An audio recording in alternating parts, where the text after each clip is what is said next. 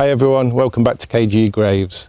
In July 2022, we went to Winchelsea Cemetery in East Sussex to visit the grave of the comedian Spike Milligan, who was famous in the Goons. More information about Spike coming up shortly, but as usual, if you like the video, give it a thumbs up, subscribe to the channel, it's absolutely free, and hit that notification bell. Thanks for watching. I haven't organised anything this evening, so nothing can go wrong. I want you to cast your minds back now. September the 3rd, 1939. The last minutes of peace were ticking away, and my father and I and my brother were watching my mother digging an air raid shelter.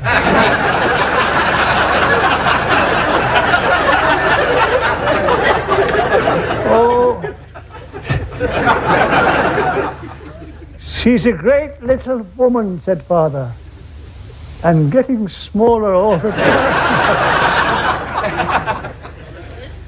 Just then, a man called Neville Chamberlain, who did Prime Minister impressions, he spoke on the wireless, and he said, "We have not heard from Mr. Hitler. So as from 11 o'clock today, we are at war with Germany." I love that wee bit.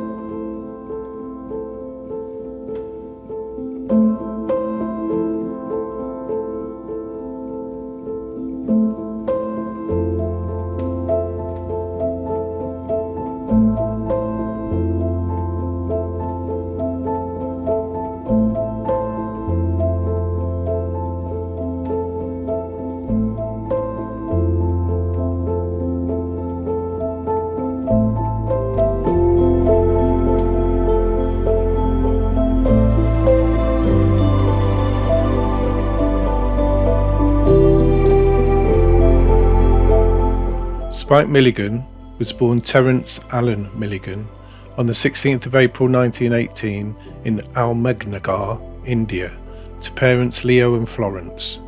He was a comedian, writer, musician, poet, playwright and actor. He spent his childhood in Pune and later in Rangoon.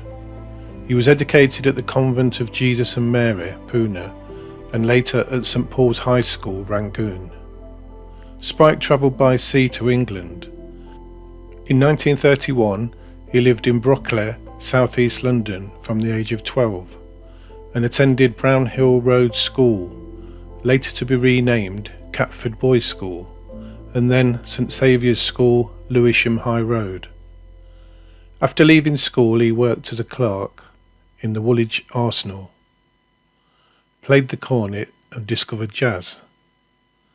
During most of the late 1930s and early 1940s, Spike performed as an amateur jazz vocalist, guitarist and trumpeter before, during and after being called up for the military service, joining the Royal Artillery in the fight against Nazi Germany, but even then he wrote and performed comedy sketches as part of the concerts to entertain troops.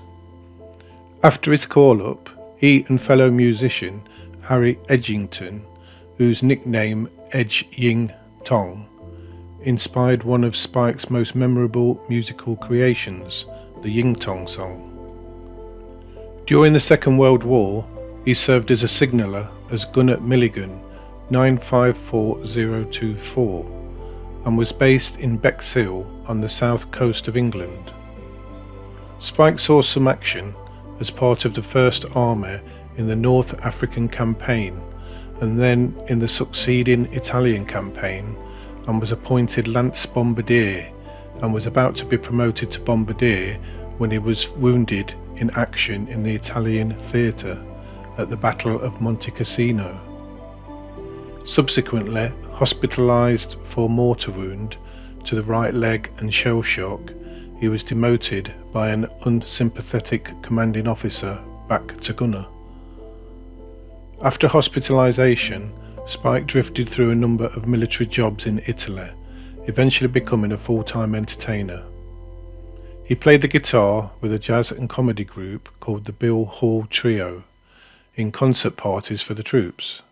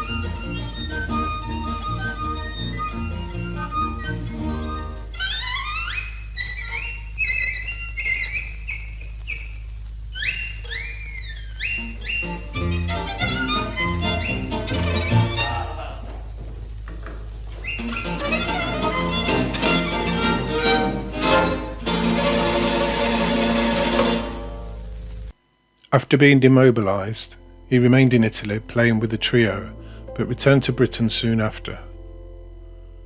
While he was with the central pool of artists, he began to write parodies of their mainstream plays, which displayed many of the key elements of what would later become the Goon Show, originally called Crazy People, with Peter Sellers, Harry Seacombe and Michael Bentine. The first episode was broadcast on the 28th of May 1951 on the BBC Home Service. Although he did not perform as much in the early shows, he eventually became a lead performer in almost all of the Goon Show episodes, portraying a wide range of characters. He was also the primary author of most of the scripts, although he co-wrote many of the scripts with various collaborators, most notably Larry Stevens and Eric Sykes. Although the Goons elevated Spike to national stardom, the demands of writing and performing the series took a heavy toll. During Series 3, he had the first of several serious mental breakdowns, which also marked the onset of a decades-long cycle of manic-depressive illness. In late 1952, possibly exacerbated by suppressed tensions between the Goon stars, he apparently became irrationally convinced that he had to kill Peter Sellers, but when he attempted to gain entry to Sellers' neighbouring flat, armed with a potato knife, he accidentally walked straight through the plate glass front door. He was hospitalised, heavily sedated for 2 weeks, and spent almost 2 months recuperating. Fortunately for the show, a backlog of scripts meant that his illness had little effect on the production. Spike later blamed the pressure of writing and performing the Goon Show for both his breakdown and the failure of his first marriage. Spike made many appearances on television as both a writer and performer. The Idiot Weekly, Price 2D, 1956, starring Peter Sellers, was the first attempt to translate Goon's humour to TV. The 15-minute series, The Telegoons, 1963, was the next attempt to translate the Goons to television, this time using puppet versions of the familiar characters. His next major TV venture was the sketch show comedy series The World of Beachcomber, 1968, made in colour for BBC Two. It is believed all 19 episodes are lost. In the same year, 3 of the Goons reunited for a televised restaging of a vintage goons show for Thames Television. In early 1969, Spike starred as Brownface in the situation comedy Curry and Chips, featuring his old friend and colleague Eric Sykes.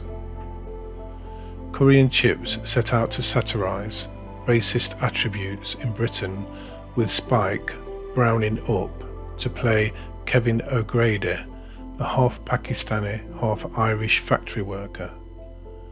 The series generated numerous complaints because of its frequent use of racist comments and bad language.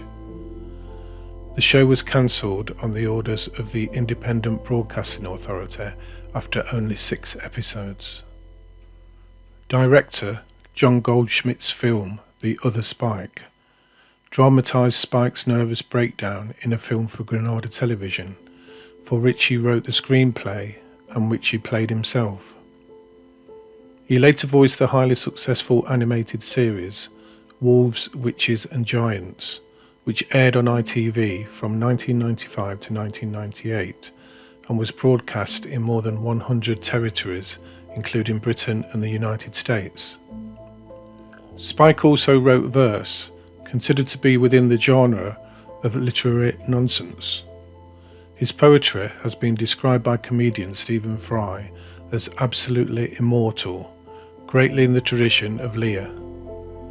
One of his poems, On the Ning Nang Nong, which I read at school, was voted the UK's favourite comic poem in 1998 in a nationwide poll, ahead of other nonsense poets including Lewis Carroll and Edward Lear. He included it on his album No One's Gonna Change Our World in 1969 to aid the World Wildlife Fund. In December 2007, it was reported that, according to Ofsted, the Office for Standards in Education, Children's Services and Skills, it is among the 10 most commonly taught poems in primary schools in the UK. While depressed, he wrote serious poetry, much of which is compiled in Open Heart University. He also wrote a novel, Puckoon, and a series of war memoirs, including Adolf Hitler, My Part in His Downfall, 1971, Rommel, Gunner Who, A Confrontation in the Desert, 1974, Monte, His Part in My Victory, 1976, and Mussolini, His Part in My Downfall, 1978. His 7 volumes of memoirs cover the years from 1939 to 1950, his call-up war service, first breakdown, time spent entertaining in Italy, and return to the UK. Spike also wrote comedy songs, including Purple Aeroplane, which was a parody of the Beatles' song Yellow Submarine.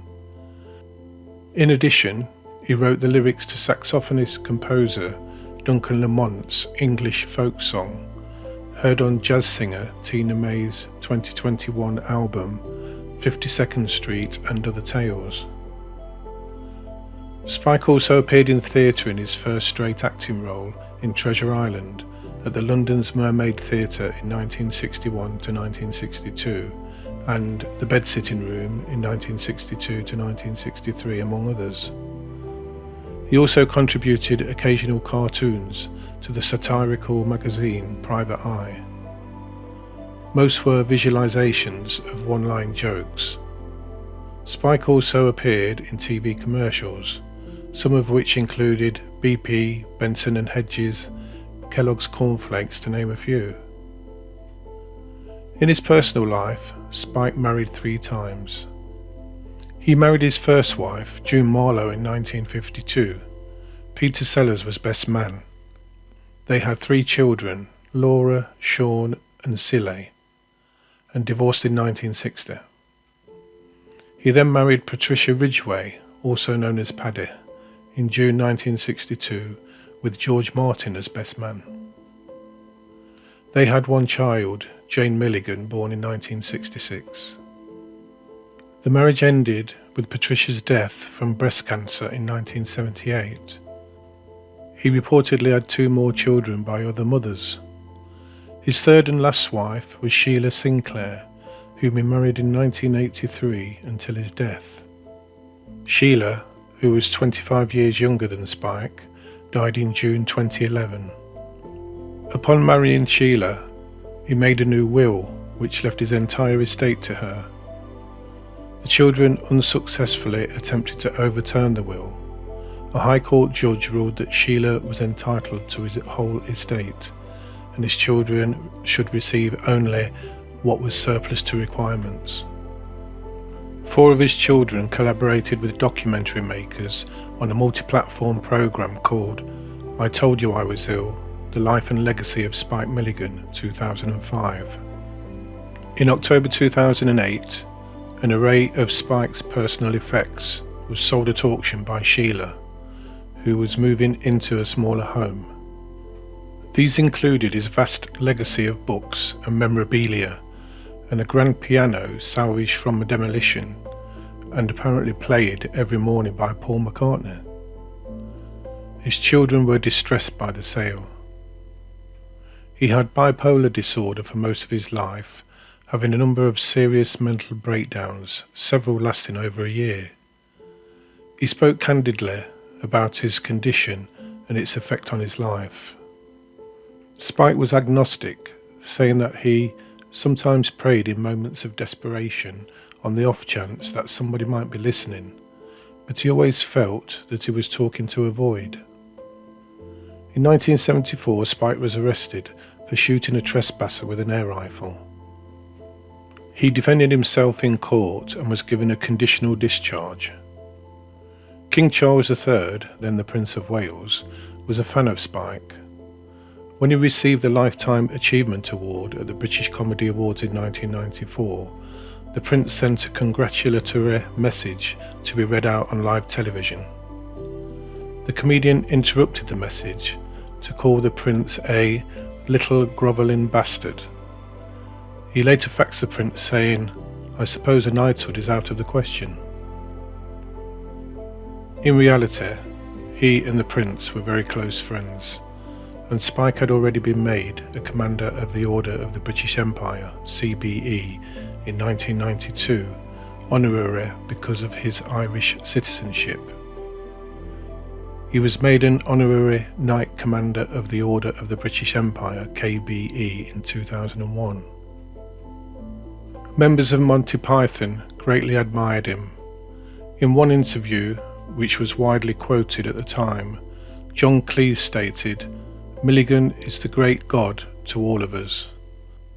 The Pythons gave Spike a cameo role in their 1979 film, Monty Python's Life of Brian, when he happened to be holidaying in Tunisia, near where the film was being shot. He was revisiting where he had been stationed during the wartime. Graham Chapman also gave him a minor part in Yellowbeard. Spike died from kidney failure at the age of 83 on the 27th of February 2002.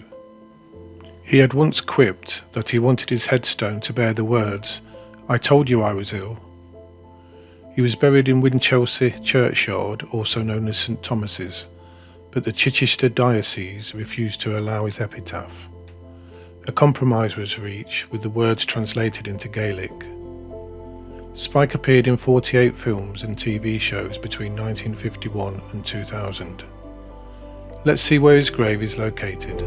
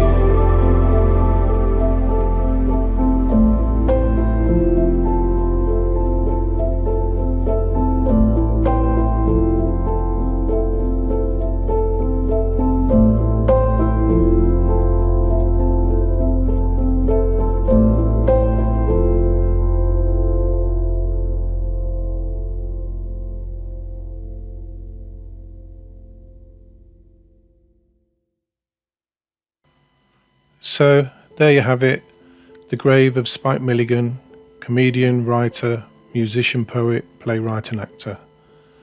As usual, if you've enjoyed the video, give it a thumbs up, subscribe to the channel, it's absolutely free, and hit that notification bell for more videos like this. Thanks for watching, see you on the next one.